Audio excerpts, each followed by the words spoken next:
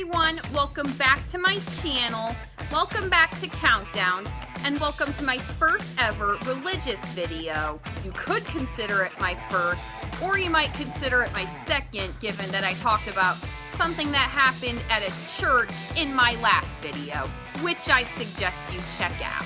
With Christianity being the world's dominant religion, its sacred text, the Bible, is one of the most revered and studied books in the world. The Bible sure contains and honors mostly male figures, but women play a pretty important role in its stories too, and not just as wives and mothers either. Today, I'm going to rank the women who play some of the most important roles in Bible stories, and the ones that sit best with feminist biblical scholars. Now let's get started. Yep, we're starting off with the woman who is biblically considered the first woman, the mother of all womankind. Created by God from the rib of her husband Adam, this story is often used as a pretense to preach that a wife is subordinate to her husband, but that is not the case. If anything, being created from the same substance as the man means that husband and wife are equal.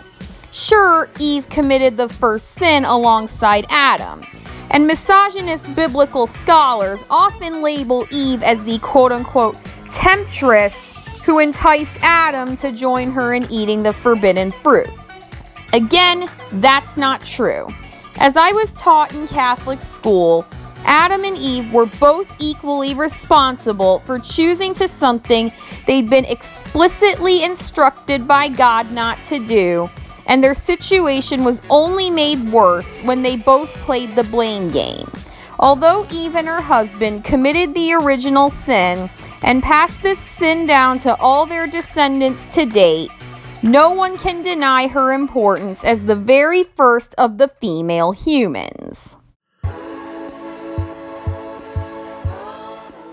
In the Gospel of Luke, Martha is the sister of Lazarus and Mary of Bethany.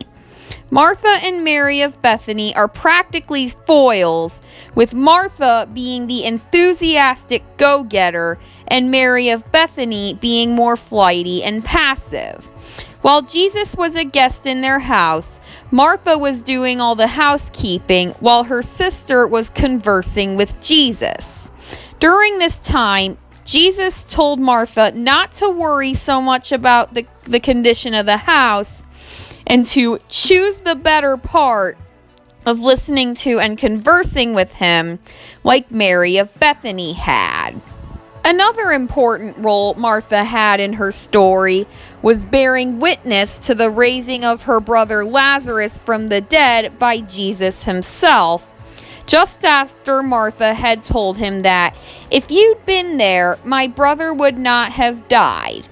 Not long after Lazarus was brought back to life, Martha hosted a meal in Jesus' honor, at which the newly raised Lazarus was a guest.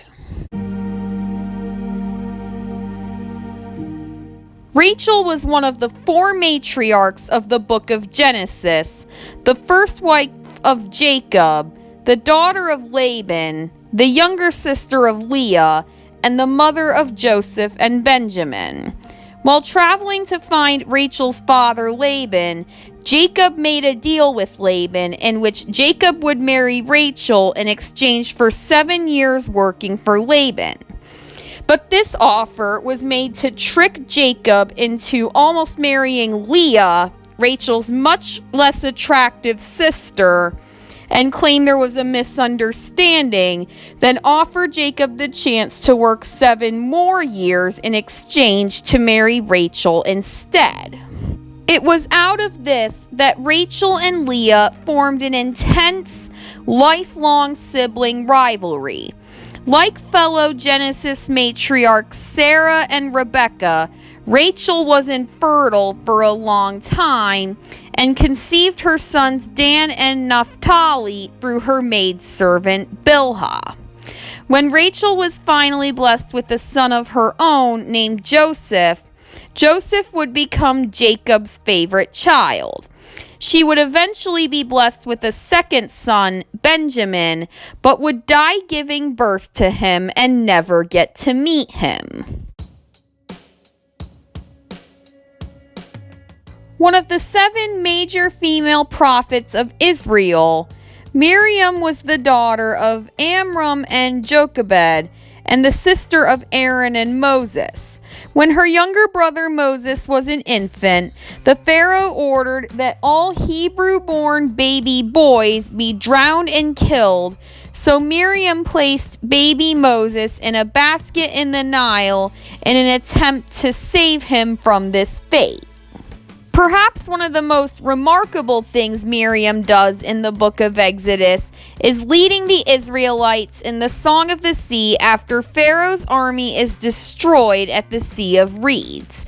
Miriam is especially popular among Jewish feminists, and some even drink from a wine cup in honor of Miriam at the Passover Seder. Hannah's a pretty popular baby girl name, one that was almost given to my little sister Rose. But few people know that this name originates from the Old Testament. Though Hannah only appears in the first 2 chapters of the first book of Samuel, her role in that short passage cannot be overstated. Like matriarchs Sarah, Rebecca, and Rachel, Hannah was barren for a long time, which made her husband Elkanah's other wife Peninnah, over whom he preferred Hannah, the one to bear his children. In a time and place when the worth of a woman was defined by her ability to bear children, Hannah went to a tabernacle and begged God in prayer to give her a son, promising to consecrate said son to God as a Nazirite, who would never cut his hair or drink alcohol.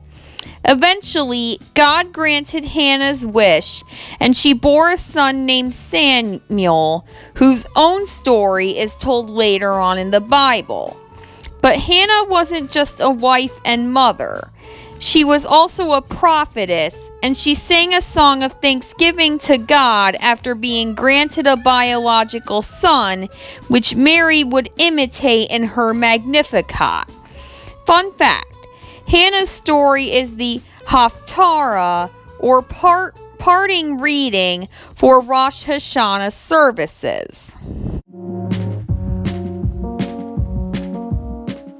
There are only 3 books of the Bible named after women, and in the Protestant Bible, it's only 2. In both of those, one of them is Esther. The other woman that both Catholic and Protestant Bibles have a book named for is also on this list. And there's a really good reason why Esther has her own book.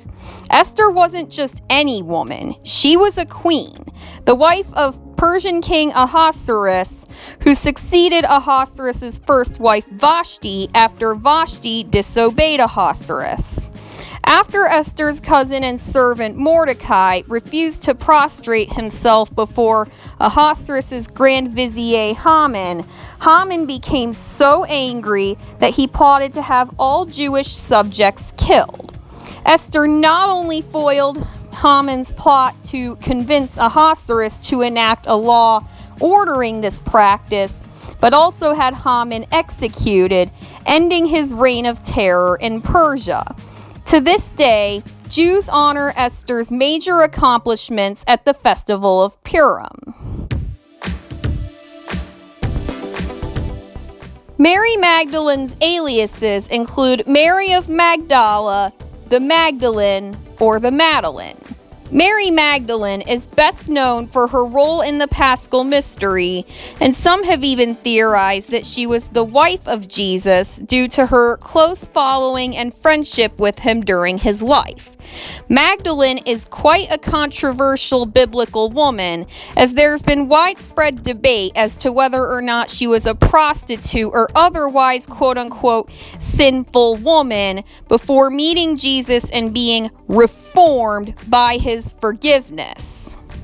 Either way, here are the parts of Mary Magdalene's story that are known for sure. She watched Jesus' crucifixion from a distance and wept when the process was complete. The day Jesus was resurrected, Mary Magdalene was among the first to realize the tomb was empty and the stone had been rolled away, and not long after, she would be in a group of women to whom Jesus appeared in his resurrected form. After Jesus' resurrection, Mary Magdalene is one of the many women who played an important role in his early ministry, and her financial support of the early church suggests that she came from a wealthy background. In the early books of the Old Testament, it may seem like biblical women are defined strictly by their role as wives and mothers. But Deborah the judge goes to show that they do so much more. Just so we're clear, judges in the Bible were military leaders in a time of crisis, not court officials. In a patriarchal society, it is a very big deal for a woman to serve in such a position, even if she's the only one known to do so. In her story, the prophetess sends a message to Barak that God is commanding that Barak round up 10,000 troops of Naphtali and Zebulun and bring them to Mount Tabor. Barak's response to this message is that he will do this only if Deborah accompanies him, to which Deborah agrees. Barak may have been the one who defeated Sisera, but since he couldn't have done it without Deborah's help, that victory belonged to a woman. Ruth is probably best known for being a widow, along with her mother-in-law Naomi and sister-in-law Orpah. The Moabite met her eventual second husband, an Israelite distant relative named Boaz, while gleaning during a barley harvest. Through her acts of kindness, Ruth finds herself married to and protected by Boaz after waiting patiently to find a new husband for such a long time. Many great lessons can be learned from the book of Ruth, such as there's no need to rush to find a partner. The right person will come in time.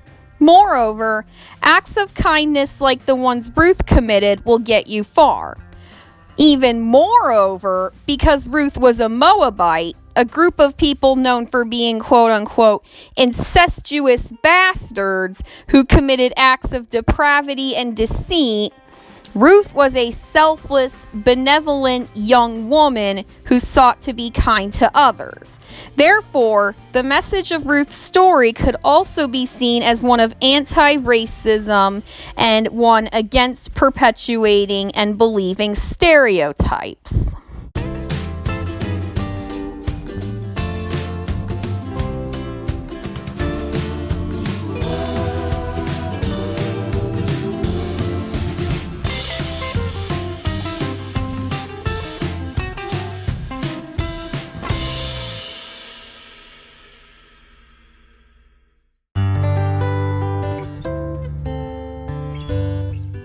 Just as one might guess, the number one spot on this list goes to the most honored woman in Christianity, particularly in the Catholic and Orthodox churches, the mother of Jesus.